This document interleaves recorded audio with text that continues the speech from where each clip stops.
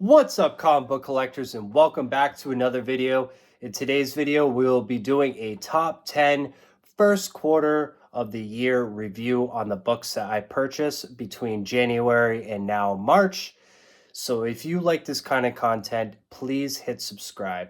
Subscribing does wonders for content creators and make sure that our stuff is being watched, and it only takes a second. So if you could do that, as well as smash that like button, make a comment, let me know how you like the channel.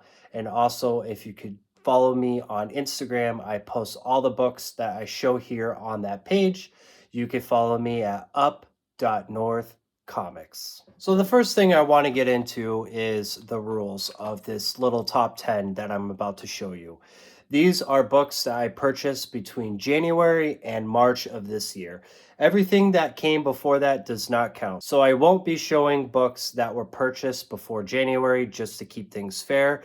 And I wanted to start it off with the runners-up that didn't quite make the top 10. And those books are these two. So these two were purchased together. This one is Daredevil number 43. You got that classic Kirby cover, as well as this one. This one is issue number 36. These were purchased from Seeker's Eye Comics on Whatnot. Give them a follow if you haven't already. Check them out. They got wonderful books. And these books, like I said, were purchased together on the same night. And these are going to be the runners-up for the top 10. So let's get into that top 10 right now. So now that we got the runners-up out of the way, let's get into that top 10. And I will say right now, if you love Spider-Man and X-Men just as much as me, this video is for you. I really am trying to hone my collection and just compile it down into what appeals to me and what's my favorite. And Amazing Spider-Man and X-Men, I definitely love. So these are going to be very Amazing Spider-Man and X-Men heavy. So let's get right into the first book right now. And that first book is number 136. I already have a graded copy right there on the shelf behind me. So I picked this one up from my friend Brandon, just so I could read the story. So having the slab version and the raw version is also a good idea to have, so you could read the story if you're like me, and just display it as it is and have it in your collection. It's not a very high grade copy, but I just love that yellow cover. I love Green Goblin fighting the Spider-Man, obviously, and then you got the two best friends fighting down on the ground.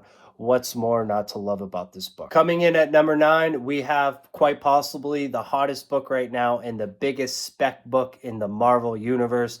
We have X-Men number 130. This is the first appearance of Dazzler.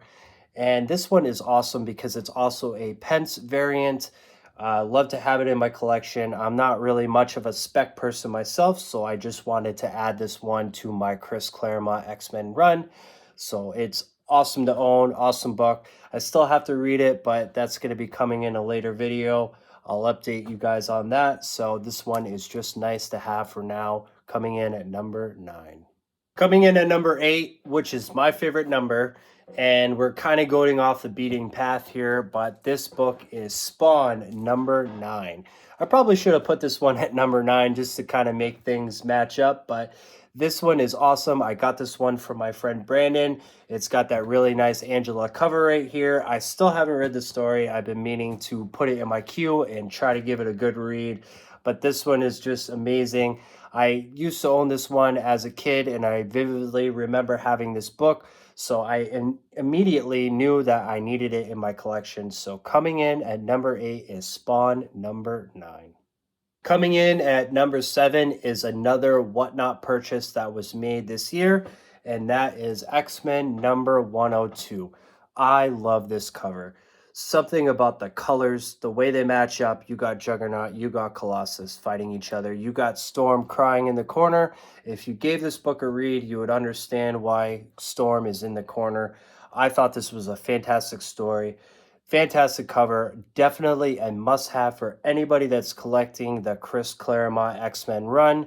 This book is just amazing to own, and I'm really happy. So coming in at number 7 is X-Men number 102. Coming in at number 6 is quite possibly Robot Monster Island's favorite book that he loves to list on his channel, and that book is Amazing Spider-Man number 38. I love this book as well. Something about this cover just really draws me in, and when I first saw this book on Key Collector, I knew I needed to add it to my collection. And funny thing about Robot Monster Island is I purchased this book from Robot Monster Island, and everybody passed on it because it had the pen right here on the front cover, which doesn't really bother me, and I really think that it's in great condition either way.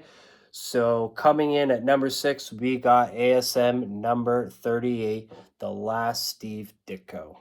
And now we're winding down to the top 5 biggest purchases of this first quarter year, and we have Amazing Spider-Man number 17 and Amazing Spider-Man number 39. These books I'm showing together because I purchased them together. These were purchased off eBay. They were bought at the same time, so that is why I'm showing them both at the same time. These were purchased basically for myself, to make a statement to myself that I really want to focus on collecting big books for this year. And I love Spider-Man, so I had to grab the second appearance of the Green Goblin. They always say with collecting comics, if you can't afford the first appearance, the second appearance is the way to go. And this is a fantastic book. It's in pretty good condition for a 2.0. So I don't mind proudly owning this book and displaying it on my shelf. And then, of course, number 39. Who doesn't know this book? Who doesn't know this cover? It is a classic John Romita cover right here. Fantastic cover, fantastic colors, and just an amazing storyline to go with it. This is when the Spider-Man and Green Goblin reveal their identities to each other, and he finds out who the Green Goblin really is. If you don't own this book, what are you doing? If you're a Spider-Man collector, you need to pick it up right now. So coming in at number 5 are these 2 big keys to start off the 2024 year. Coming in at number 4, when I saw this book, I definitely knew right away I was going to be a huge X-Men collector. And not just X-Men, Chris Claremont run X-Men. And that book is number 95. This one was picked up from my good friend Dan's X-Men Comics. If you don't know him, he has Instagram. You could go check him out. He has some awesome books for sale once in a while, and this one I'm really proud to own. And it's got very vivid colors, great book, gave it a good read, and awesome story. You got Thunderbird right there, which, spoiler alert, he does die in this book. Just a really awesome book to own if you are collecting that X-Men Chris Claremont run. So coming in at number 4, we got X-Men number 95. Coming in at number 3 is a book when I first started collecting, I always knew deep down in my heart I was going to own this book one day, and I was waiting around for the perfect copy, and that is ASM number 238. This one is complete with its tattoos. The only problem with this book is it has a rip right here, which is covered by some tape. It doesn't really bother me. It's got great eye appeal. It is a newsstand as well, and it's in awesome condition the way it is right now. I knew right away when I was going to be collecting comics that I wanted to own this book. It is the very first appearance of the Hobgoblin. Great story. So coming in at number 3 is ASM number 238. And now we are down to the very last 2 books, and it is a really big toss-up of favorite book in my collection.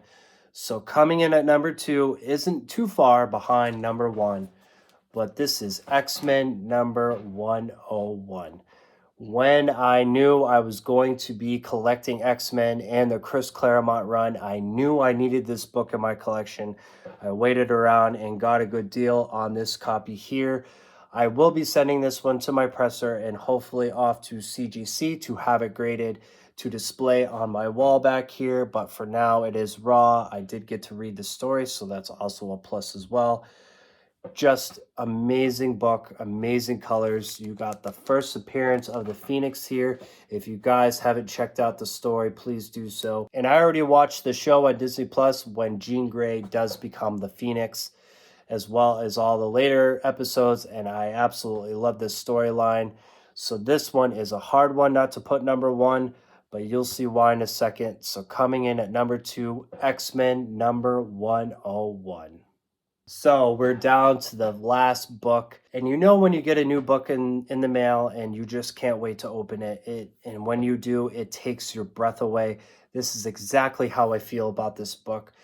As a collector, this is definitely a big key that you need to own in your collection. And if you don't own it already, you definitely have a goal in mind to try to acquire this book for your collection, and that book is ASM number 50, featuring the first appearance of the Kingpin.